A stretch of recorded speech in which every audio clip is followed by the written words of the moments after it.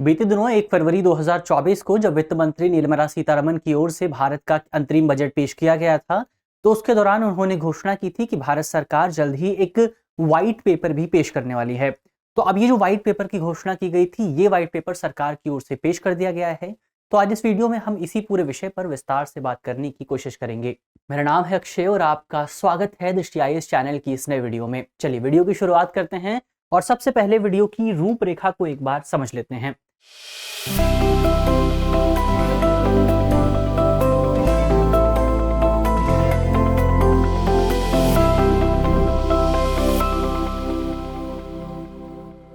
तो सबसे पहले हमने खबर यानी न्यूज की बात की, तो न्यूज को हमने देख लिया है। इसके बाद हम व्हाइट पेपर होता क्या है एक बार इस पर भी बात करेंगे और साथ ही ये पेश क्यों किया जाता है या फिर सरकार इसको क्यों लेकर के आई है, इस पर भी बात करेंगे। इसके अलावा सरकार ने जो व्हाइट पेपर पेश किया है उसका भी एनालिसिस करने की कोशिश करेंगे और अंत में एक प्रश्न पर भी बात होगी। इसके अलावा ये जो पूरा टॉपिक है ये आपका जीएस पेपर 3 से जुड़ा हुआ है और आप इसे इंडियन इकोनॉमी के सेगमेंट से जोड़ करके देख सकते हैं। चलिए वीडियो की शुरुआत करते हैं और सबसे पहले हम बात करते हैं आपका कि व्हाइट पेपर आखिर होता क्या है। तो व्हाइट पेपर की अगर आप बात करें तो व्हाइट पेपर को आप एक डॉक्यूमेंट के तौर पर देख सकते हैं, एक दस्तावेज के तौर पर देख सकते हैं, जिसमें किसी एक स्पेसिफिक टॉपिक पर, किसी एक पूर्व निर्धारित टॉपिक के बारे में विस्तार से जानकारी दी जाती है, बहुत डिटेल्ड चर्चा की जाती है। तो जो व्हाइट पेपर होता है वो किसी भी व्यक्ति द्वारा जारी किया जा सकता है।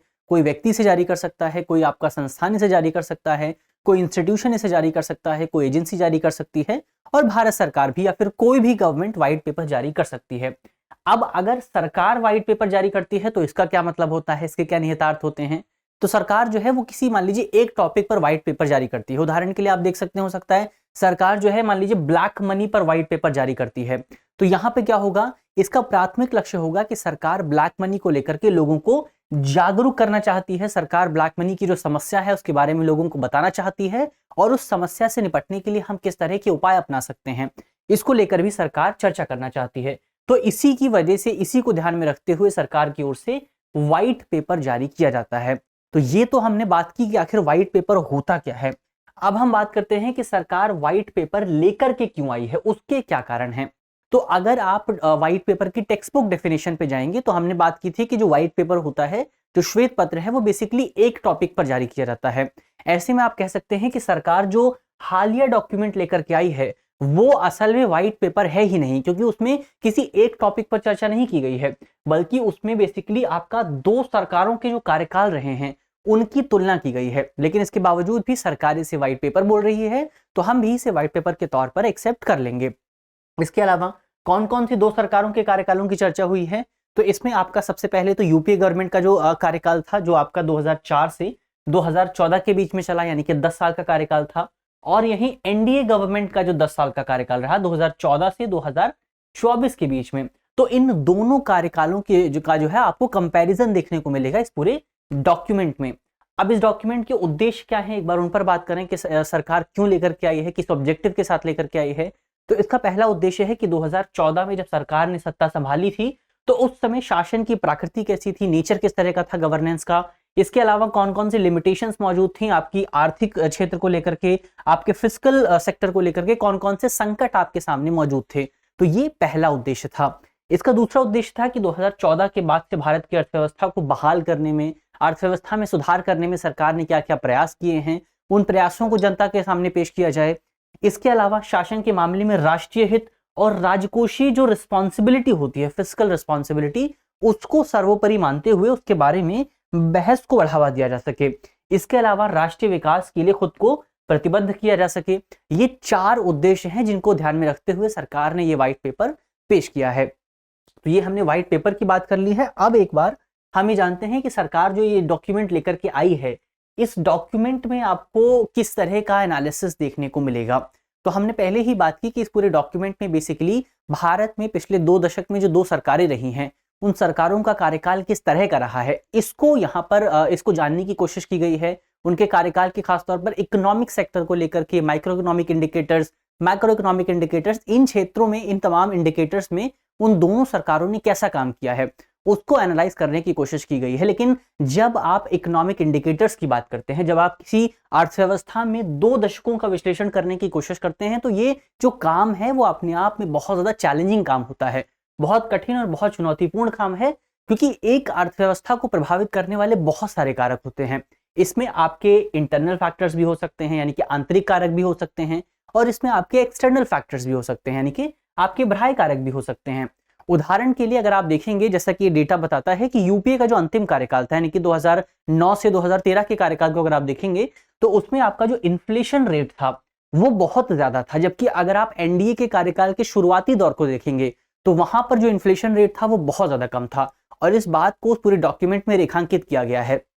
लेकिन अगर आप इसके पीछे के कारणों पर बात करेंगे, तो वो बहुत ज्यादा दिलचस्प हो जाते हैं। इसके पीछे का जो कारण था वो इंटरनल की बजाय एक्सटर्नल कारण था, क्योंकि अगर आप देखेंगे तो 2012 से 2014 के बीच में जो तेल के दाम थे वो बहुत ज्यादा बढ़े हुए थे। जैसे अगर आप तेल के दाम देखें, तो तेल का जो प्राइस था वो तकरीबन 111 से 105 डॉलर प्रति बैरल के आसपास तक पहुंच गया था। यानी एक बैरल खरीदने के लिए 100 से ज्यादा, 110 से ज्यादा पैसे चुकाने पड़ रहे थे। तो अब अगर आप वहीं इसका कंपैरिजन 2014 के बाद की अवधि से करेंगे, तो 2015 में अगर आप देखेंगे तो एक बैरल का जो प्राइस था वो 84 डॉलर के आसपास आ गया था। वहीं 2016 में अगर आप देखेंगे तो एक बैरल का प्राइस जो था वो 46 डॉलर के आसपास आ गया था। तो यहां पर अगर आप देखेंगे तो एक्सटर्नल जो आपके जो एक्सटर्नल फैक्टर्स हैं, जो बाह्य कारक हैं, वो ज्यादा इंपॉर्टेंट रोल यहां पर प्ले कर रहे हैं। इसके अलावा अगर आप और ज्यादा डेटा की बात करें, तो डेटा ये बताता है कि आपका जो यूपीए का कार्यकाल था, वहां पर जीडीपी वृद्धि के साथ साथ आपको राजकोषीय घाटा भी कम देखने को मिला था। यानी कि एक तरफ तो आपकी जो जीडीपी वृद्धि दर थी वो बेहतर थी यूपीए के कार्यकाल में, वहीं दूसरी तरफ आपका जो फिस्कल डेफिसिट था वो भी बहुत ज्यादा मैनेज किया गया था। लेकिन आप इस बात से भी इंकार नहीं कर सकते हैं कि यूपीए के कार्यकाल में आपको बहुत ज्यादा फाइनेंशियल मिसमैनेजमेंट देखने को मिला था, बहुत ज्यादा स्कैम देखने को मिले थे, जैसे कि आपका 2G स्कैम हो गया, इसके अलावा कोल स्कैम हो गया। तो इस तरह के बहुत सारे स्कैम आपको इस पूरे कार्यकाल में देखने को मिले थे। इसके अलावा जब आप एनडीए के कार्यकाल की बात करते हैं, तो वहां पर भी आपको बहुत सारी अच्छी चीजें देखने को मिली हैं, जैसे कि एनडीए की सरकार की ओर से जीएसटी पूरा सिस्टम पेश किया गया है, गुड्स एंड सर्विसेज प्रणाली, जिसकी वजह से हमारा जो इनडायरेक्ट टैक्स सिस्टम है वो बहुत ज्यादा सरल, बहुत ज्यादा कॉम्प्लेक्स, बहुत ज्यादा सरल हो गया है।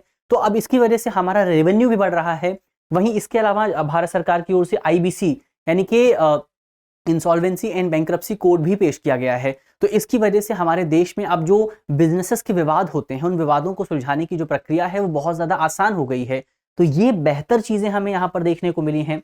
लेकिन दूसरी तरफ जो डॉक्यूमेंट बात नहीं बताता है वो ये है कि आपका जो बेरोजगारी दर रही है वो एनडीए के कार्यकाल में ज्यादा रही है। जैसे अगर आप 2017-18 के डेटा को देखेंगे, तो डेटा ये बताता है कि एनडीए के कार्यकाल में जो बेरोजगारी दर थी वो 45 वर्ष के सबसे उच्चतम स्तर पर पहुंच गई थी। यानी कि हम यहाँ पर निष्कर्ष के तौर पर कह सकते हैं कि हर एक जो सरकार है, उस सरकार की कुछ अच्छी बातें भी मौजूद हैं, उस सरकार की कुछ खराब बातें भी मौजूद हैं।